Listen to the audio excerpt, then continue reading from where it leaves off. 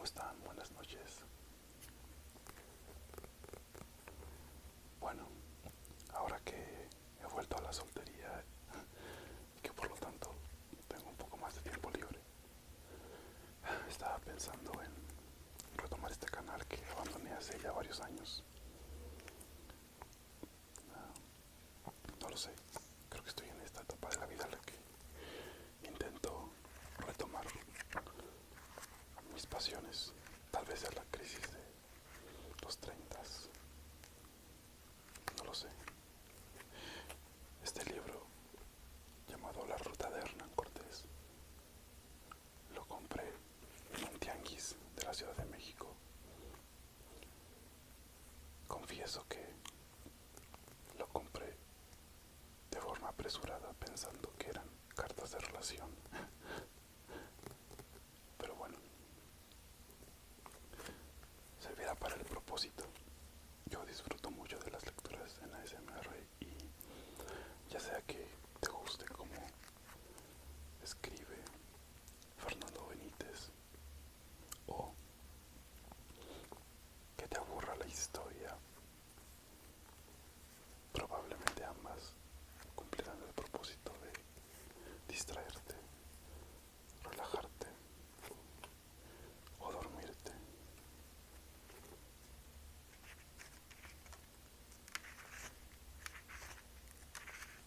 Bien.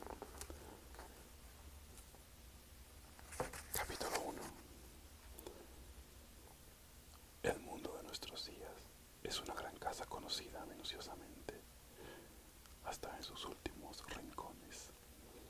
No guarda un escondrijo, un cuarto, un desván que no haya sido explorado. Sabemos cómo viven los grandes lamas del Tíbet, cuántos leones y cuántas jirafas podemos encontrar en el corazón de África. Previo el pago de unas libras esterlinas a la corona inglesa, y el cinematógrafo nos ha familiarizado desde los días de Amundsen con los desiertos helados del Polo Norte. En cambio, los moradores del mundo antiguo ocupaban una sola habitación y desconocían el resto de la casa. ¿Qué ocultará esa puerta cerrada? ¿Qué misterio encerrará el desván nunca visitado?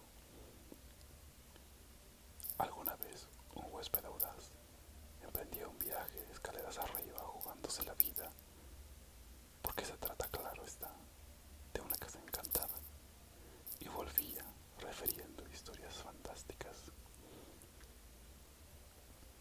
En este sentido, el mundo antiguo se distinguía por un ambiente poético que no tiene el nuestro.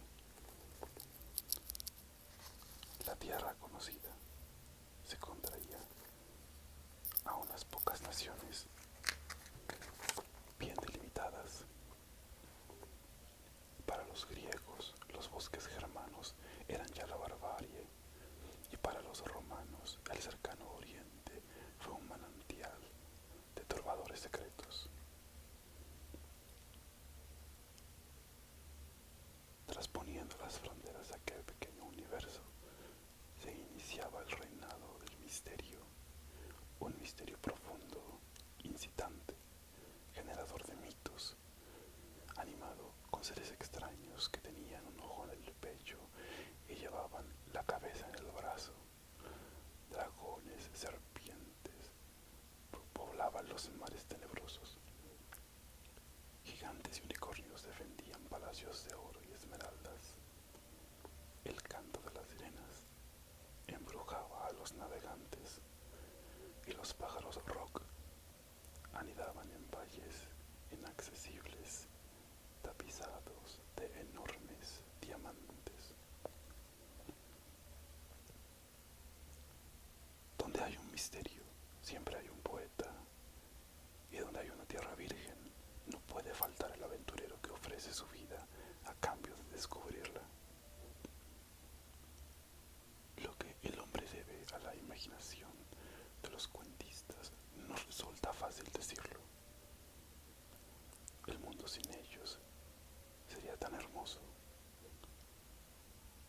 Son los intérpretes de los deseos confusos, los profetas, los que ahuyentan el tedio y crean el clima propicio para las grandes aventuras, los que siembran presagios que, más tarde o más temprano, se cumplen.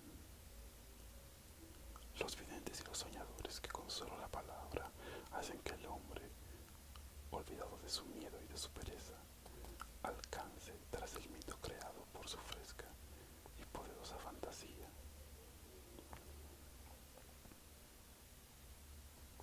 Así como en el principio de todas las cosas está el verbo, la palabra del cuentista, relato que se inicia diciendo había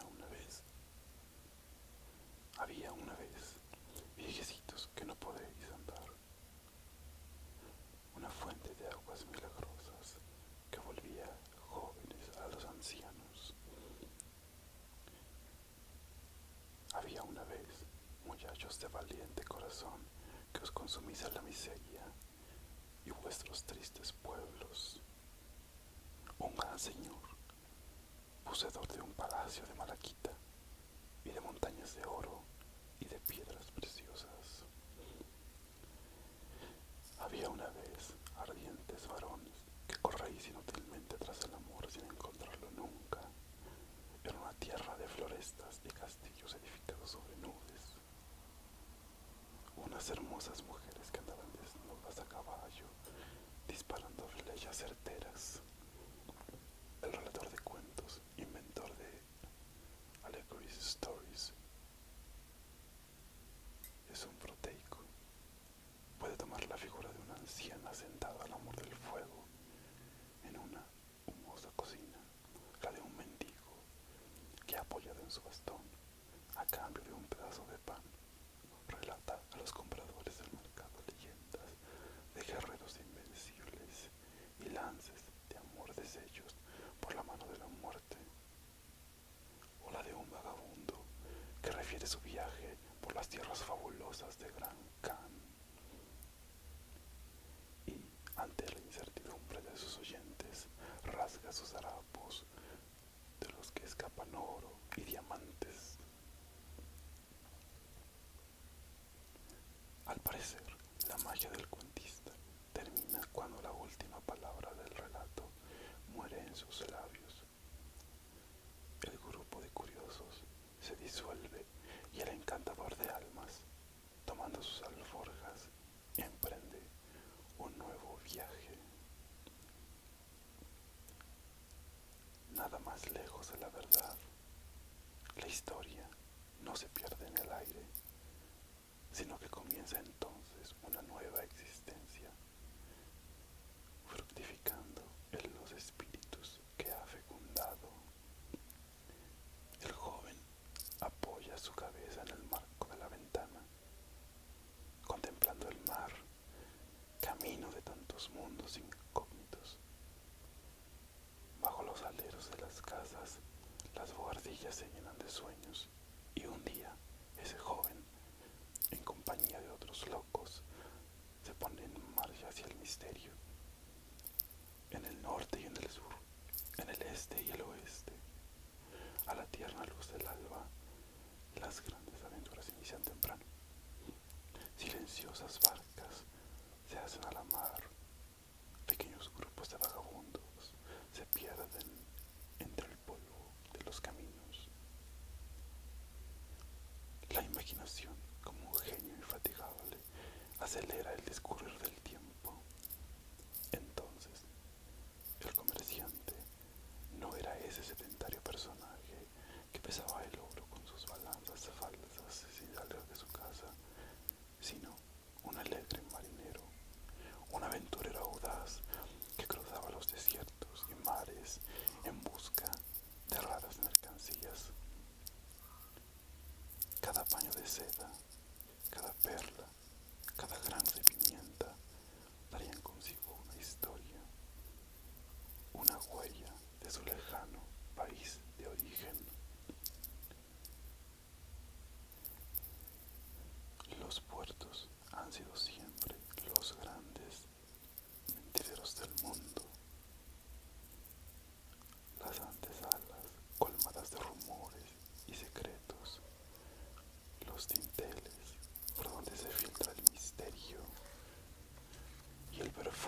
desconocido. También el comerciante tenía su cuento, y lo tenía el marinero, y lo escuchaban el juglar y el relator, encargados de difundirlos con los suyos propios a través de todos los países, originándose así una marea de cuentos, una carrera de leyendas, un círculo poético que anegaba con sus ondas los campos y las ciudades. En Grecia, un relator de alegorías, en dos de sus libros, el Timeo y el Critias, habló de una isla llamada Atlántida, habitada por una sociedad ideal. Esta isla, que el poeta fijó al occidente de su patria, esta utopía platónica, se ha tomado como el primer atisbo de América. No es la única referencia a unas tierras perdidas en el misterio del Atlántico. El Senado de Cartago, según Aristóteles, había prohibido a sus navegantes, bajo pena de muerte, las expediciones a una lejana isla del Atlántico. Pocas gentes conocen el Timeo y el Critias, pero todos han oído hablar de la Atlántida, y por estar ligada en forma confusa al continente americano.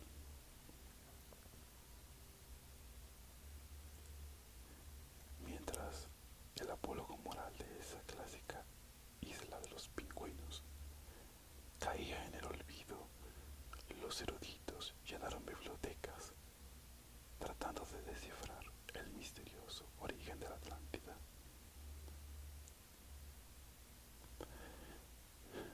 El mito creado por Platón ha sido interpretado de mil maneras diversas. Para unos es el testimonio de un cataclismo en que desapareció un continente. Para otros es el recuerdo de las historias referidas por viajeros egipcios sobre tierras fantásticas.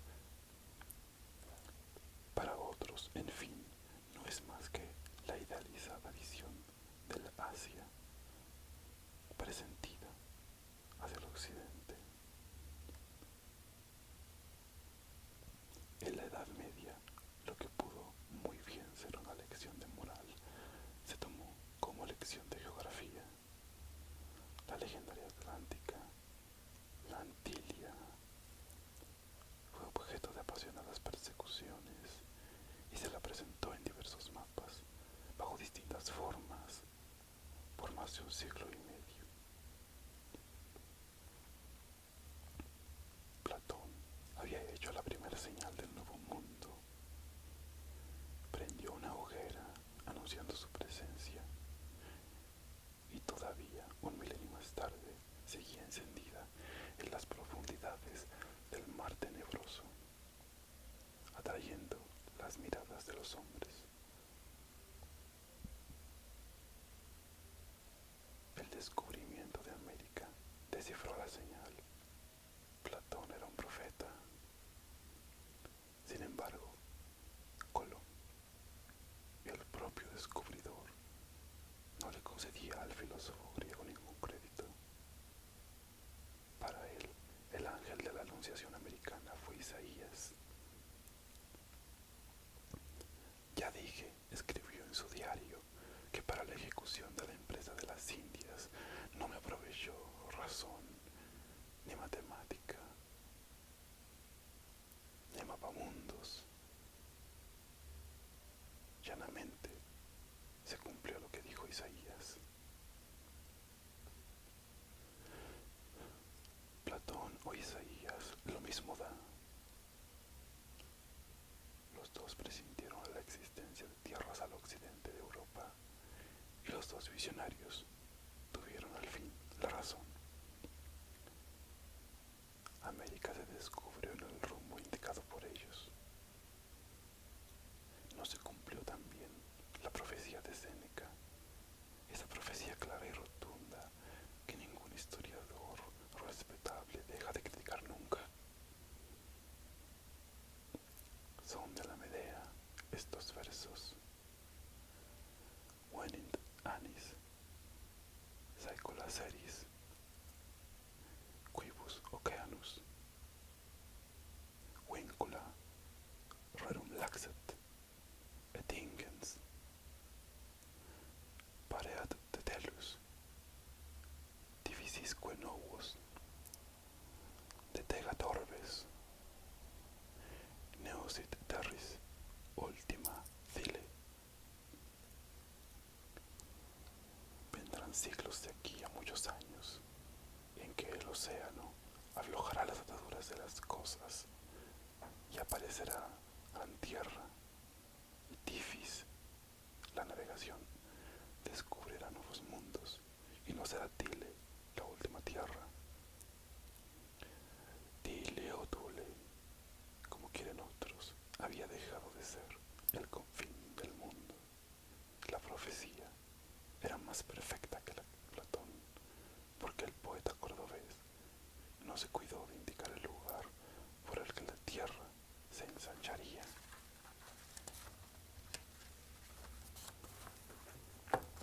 A los continentes siempre se les ha visto con un poco de temor. Son demasiado grandes, exageradamente complejos. Un continente es casi un mundo dentro del nuestro.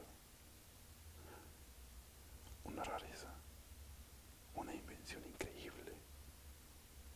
En toda la historia solo se registra el nombre de Cristóbal Colón como descubridor de un continente, y aún ese descubrimiento fue hijo del azar y la equivocación. En cambio, una isla es una realidad claramente delimitada, una invitación al aislamiento y una manera de escaparse del mundo conocido. Una isla es también un pequeño universo original, un castillo rodeado de su foso, un lugar sui generis, sin fronteras, sin vecinos molestos, autónomo y redondo. Desde Platón hasta Antoine Lefranc, las islas han sido elegidas como escenarios de sociedades ideales. Robinson, el más grande de los náufragos, no hubiera existido sin una isla. La Edad Media vivía soñando con islas. Le horrorizaba el vacío de los mares y se entregó al juego de los pobladores con cuentos que tomaban la forma insular.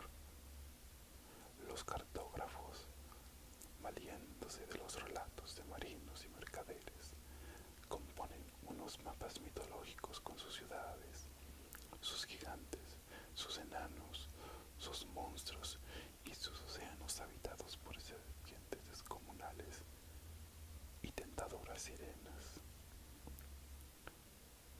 No hay sueño que no consigne bajo su fe el iluminado cartógrafo. La Antila empezó a figurar en 1367, una isla extrañísima, la isla de la mano de Satanás. Figuró algún tiempo en los mares pintados y desapareció tan misteriosamente como había aparecido. Otras islas de Brasil, la de las mujeres y la de los hombres, corrieron igual suerte. Entre 1380 y 1405, las plumas dibujan Estotilandia, en lo que se ha visto la prefiguración o el recuerdo de Terra Nova, que se dice visitaron los venecianos Nicolás y Antonio Zeno. A veces, las representaciones de los cartógrafos provocan eruditas polémicas que se prolongan siglos enteros, como en el caso del estrecho de Magallanes, conocido con el nombre de Colado Dragón, en Portugal.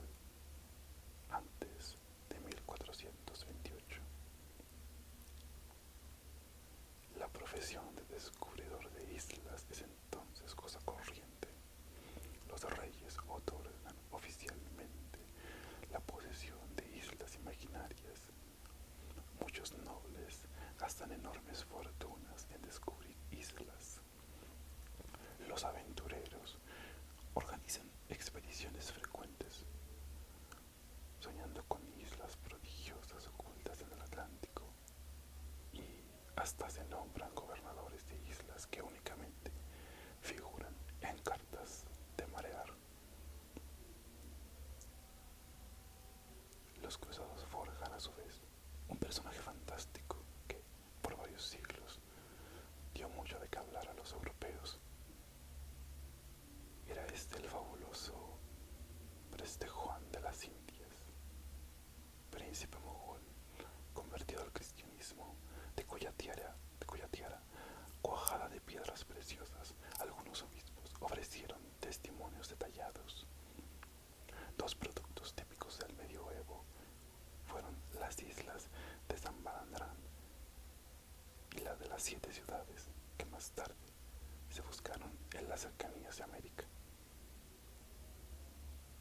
San Balandrano, San Bandrano, era un ingenuo fraile que vivía entregado a la oración en un convento de Irlanda. Él también escuchaba los relatos de los marineros y paseaba a las orillas del Atlántico, soñando con las islas situadas al occidente del mar tenebroso. Pero el frailecito no pensaba en la Antilia, ni mucho menos en la isla de las mujeres, sino en una isla donde debía encontrarse el paraíso terrenal, la morada de nuestros primeros padres, con sus arboledas deliciosas, sus arroyos de leche y miel, guardada por un ángel. Se le parecía de día y de noche, llamándolo desde el fondo del océano.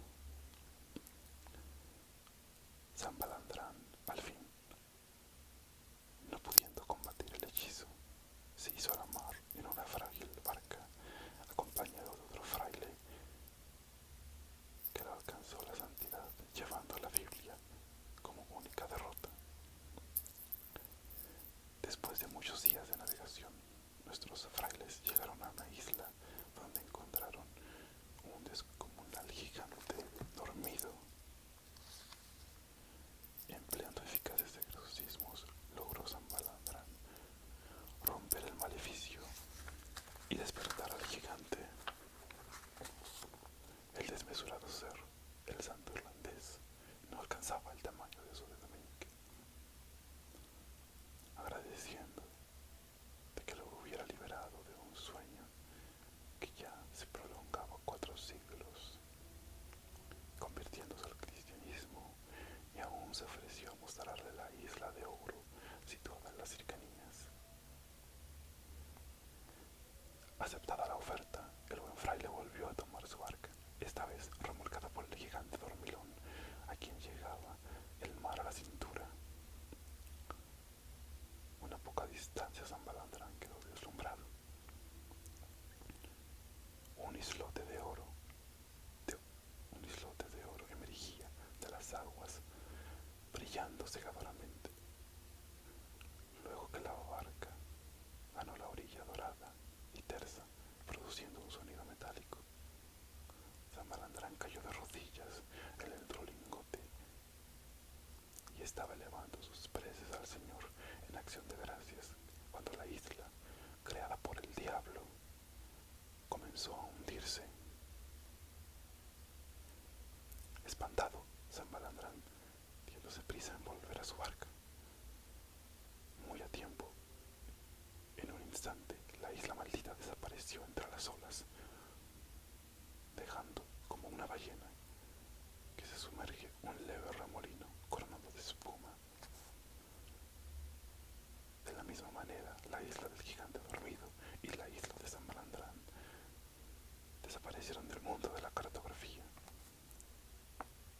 Después de 500 años de inútiles búsquedas, los navegadores terminaron por olvidarla.